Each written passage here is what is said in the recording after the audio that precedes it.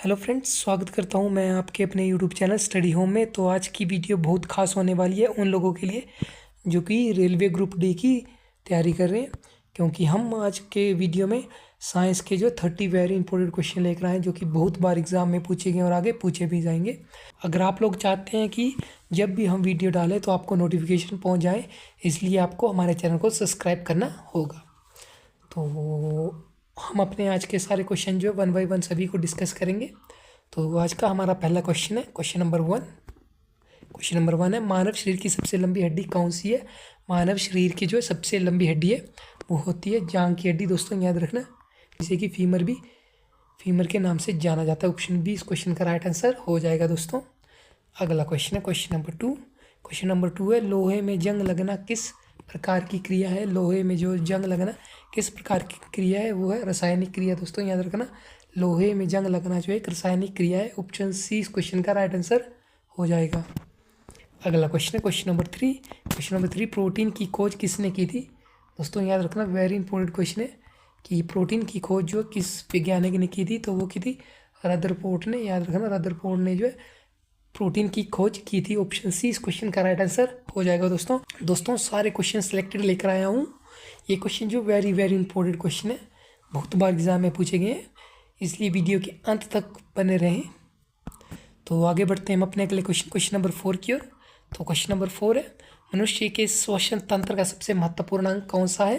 मनुष्य के श्वसन तंत्र का जो सबसे महत्वपूर्ण अंग होता है वो होता है फेफड़े। याद रखना, फेफड़े जो है मनुष्य श्वसन तंत्र का सबसे महत्वपूर्ण अंग होता है। ऑप्शन सी इस क्वेश्चन का राइट आंसर हो जाएगा। दोस्तों अगला क्वेश्चन है क्वेश्चन नंबर 5, जो ग्रह होते हैं उनके चारों ओर परिक्रमा करने वाले पिंड को क्या कहते हैं।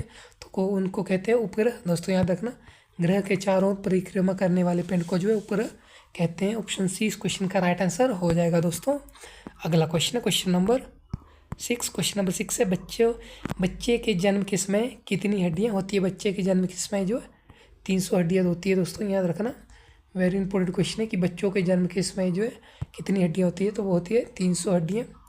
याद रखना दोस्तों, ऑप्शन ए इस क्वेश्चन का राइट आंसर हो जाएगा। अगला क्वेश्चन है क्वेश्चन नंबर 7 है, रक्त की मात्रा शरीर के भार का कितना प्रतिशत होता है। दोस्तों तो रक्त के मात्रा का शरीर के कितना प्रतिशत भार होता है। रक्त की मात्रा शरीर के भार का कितना प्रतिशत होती है, तो होती है 7%। याद रखें दोस्तों, 7% जो है रक्त की मात्रा शरीर के भार के 7% होता है। ऑप्शन डी इस क्वेश्चन का राइट आंसर हो जाएगा। अगला क्वेश्चन है क्वेश्चन नंबर 8, स्वस्थ मनुष्य के श्वसन दर लगभग कितनी होती है, तो वो होती है 16 से 18 बार। याद रखना, ऑप्शन डी इस क्वेश्चन का राइट आंसर हो जाएगा। स्वस्थ मनुष्य के श्वसन दर लगभग 16 से 18 बार होता है। अगला क्वेश्चन है क्वेश्चन नंबर 9। अगला क्वेश्चन है क्वेश्चन नंबर 14 है कि शरीर में ऊतकों का निर्माण किस जगह होता है, किससे होता है कि शरीर में ऊतकों का निर्माण किससे होता है। तो शरीर में जो ऊतकों का निर्माण जो प्रोटीन से होता है। दोस्तों याद रखना कि शरीर में प्रोटीन से जो ऊतकों का निर्माण होता है। ऑप्शन ए इस क्वेश्चन का राइट आंसर हो जाएगा। अगला क्वेश्चन है क्वेश्चन नंबर 15 है कि मानव मूत्र का पीएच मान कितना होता है। जो मानव मूत्र होता है उसका पीएच मान कितना होता है, तो वो होता है 6। याद रखना, मानव मूत्र का पीएच मान होता है 6। ऑप्शन सी इस क्वेश्चन का राइट आंसर हो जाएगा। अगला क्वेश्चन है दोस्तों क्वेश्चन नंबर 16 है, विटामिन ए शरीर में कहाँ संचित रहता है।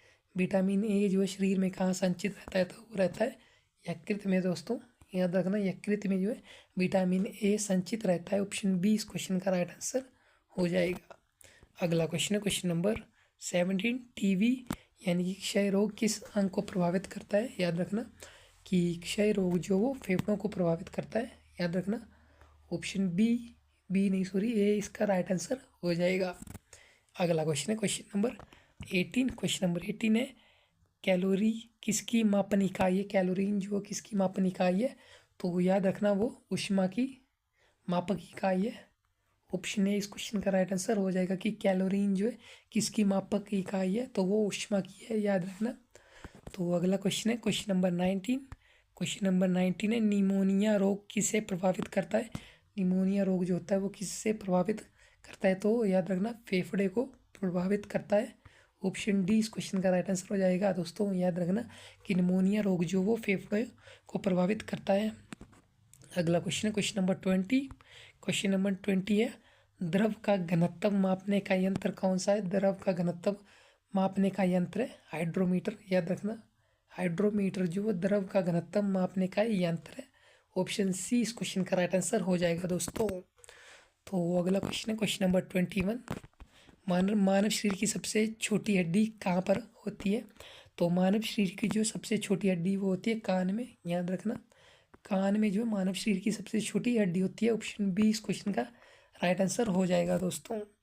तो दोस्तों अगर अभी तक आपने हमारे चैनल को सब्सक्राइब नहीं किया है तो ज़रूर करें। तो आगे बढ़ते हैं हम अपने अगले क्वेश्चन की ओर। Question number 22। क्वेश्चन नंबर 22 है घरों में विद्युत संयोजन किस क्रम में जोड़े जाते हैं। घरों में विद्युत संयोजन जो किस क्रम में जोड़े जाते हैं तो वो जोड़े जाते हैं समांतर क्रम में। याद रखना समांतरण क्रम में जो है संयोजक जोड़े जाते हैं घरों में। अगला क्वेश्चन है क्वेश्चन नंबर 23। क्वेश्चन नंबर 20 अगला क्वेश्चन है क्वेश्चन नंबर 23। क्वेश्चन नंबर 23 है कि चंद्रमा में परावर्तित प्रकाश को पृथ्वी तक आने में जो कितना समय लगता है। दोस्तों याद रखना इस क्वेश्चन अगला क्वेश्चन है क्वेश्चन नंबर 23। क्वेश्चन नंबर 23 है कि चंद्रमा से परावर्तित प्रकाश को पृथ्वी तक आने में जो कितना समय लगता है। तो इस क्वेश्चन का राइट आंसर हो जाएगा ऑप्शन बी 1.28 सेकेंड लगते हैं चंद्रमा को पृथ्वी तक। इलेक्ट्रिक करंट का यूनिट निम्न में से कौन सा है।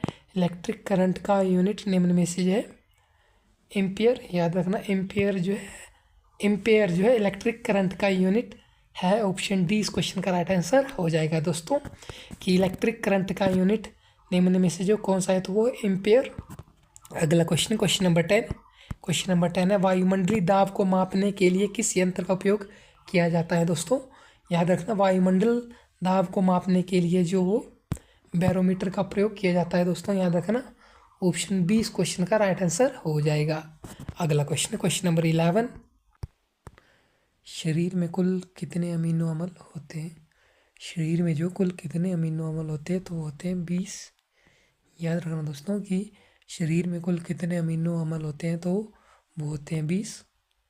ऑप्शन सी इस क्वेश्चन का राइट आंसर हो जाएगा कि वो शरीर में 20 अमीनो अम्ल होते हैं। अगला क्वेश्चन है क्वेश्चन नंबर 12। क्वेश्चन नंबर 12 है कि RH फैक्टर की खोज किसने की थी। RH फैक्टर की खोज जो किस वैज्ञानिक ने की थी तो वो की थी लेडस्टीनर एम बीनर ने जो है RH फैक्टर्स की खोज की थी। ऑप्शन सी इस क्वेश्चन का राइट आंसर हो जाएगा दोस्तों याद रखना। अगला क्वेश्चन है क्वेश्चन नंबर 13। क्वेश्चन नंबर 13 है शरीर का तापमान निरंतर करने का कार्य कौन करता है। शरीर का तापमान निरंतर करने का कार्य जो कौन करता है तो वो करता है हाइपोथैलेमस। याद रखना हाइपोथैलेमस जो है शरीर का तापमान निरंतर करने का कार्य करता है। ऑप्शन सी इस क्वेश्चन का राइट आंसर हो जाएगा दोस्तों कि हाइपोथैलेमस जो है शरीर का तापमान निरंतर करने का कार्य करता है। अगला क्वेश्चन है क्वेश्चन नंबर 14 कि शरीर में ऊतकों का निर्माण किस जगह होता है। किससे होता है कि शरीर में ऊतकों का निर्माण किससे होता है तो शरीर में जो ऊतकों का निर्माण जो प्रोटीन से होता है। दोस्तों याद रखना कि शरीर में प्रोटीन से जो ऊतकों का निर्माण होता है। ऑप्शन ए इस क्वेश्चन का राइट आंसर हो जाएगा। अगला क्वेश्चन है क्वेश्चन नंबर 15। क्वेश्चन नंबर 15 है कि मानव मूत्र का pH मान कितना होता है। जो मानव मूत्र होता है उसका pH मान कितना होता है तो वो होता है 6। याद रखना मानव मूत्र का pH मान होता है 6।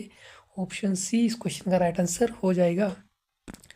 अगला क्वेश्चन है दोस्तों क्वेश्चन नंबर 16। क्वेश्चन नंबर 16 है विटामिन ए शरीर में कहाँ संचित रहता है।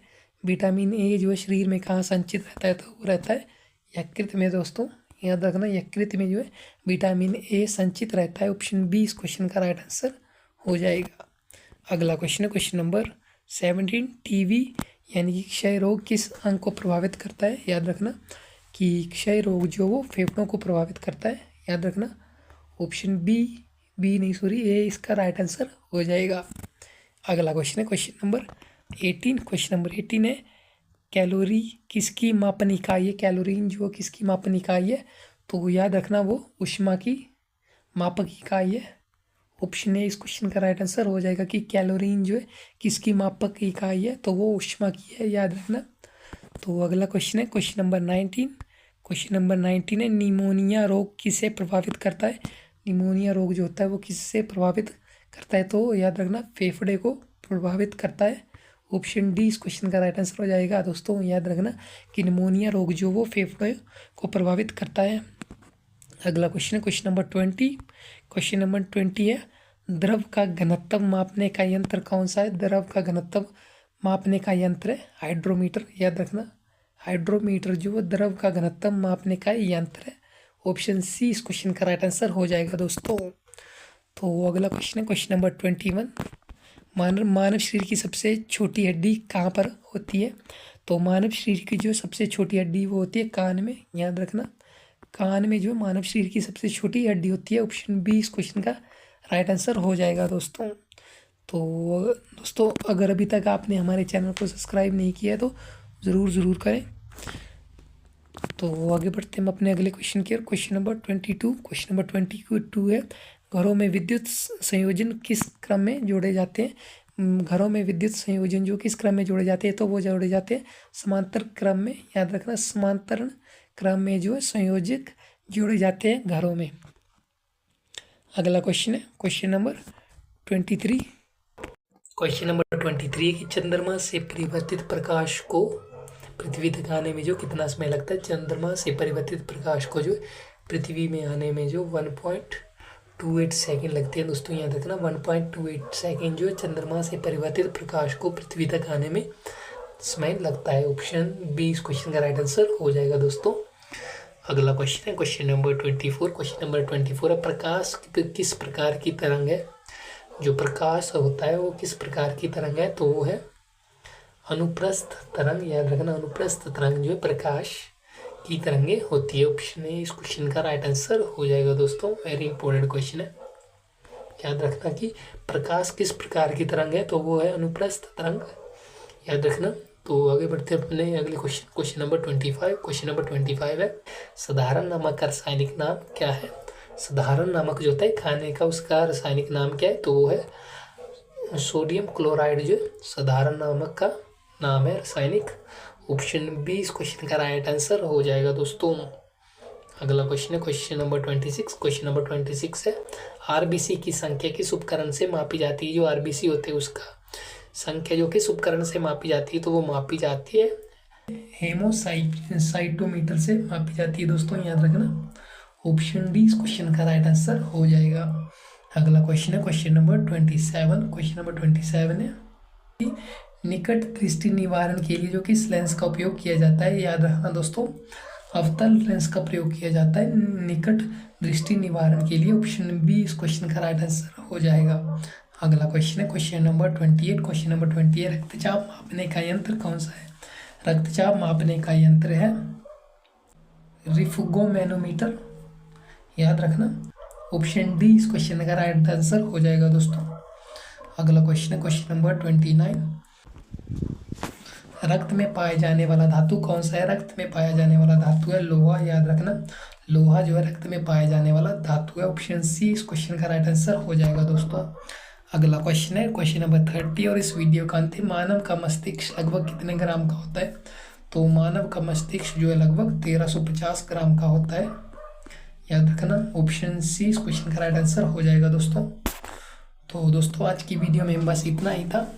तो हम मिलेंगे आपको अगली वीडियो में इससे भी अच्छे क्वेश्चनों के साथ। तब तक जय हिंद जय भारत। आपका दिन शुभ रहे।